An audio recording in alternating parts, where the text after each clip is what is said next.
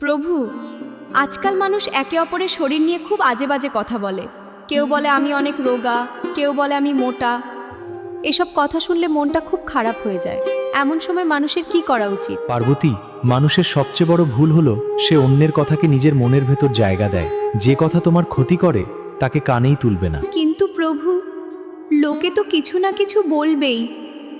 তাদের কথা থেকে বাঁচার উপায় কি? পার্বতী, মানুষের কাজই হলো সমালোচনা করা।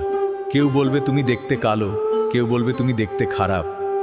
কিন্তু মনে রেখো, এই শরীর একদিন মাটিতে মিশে যাবে।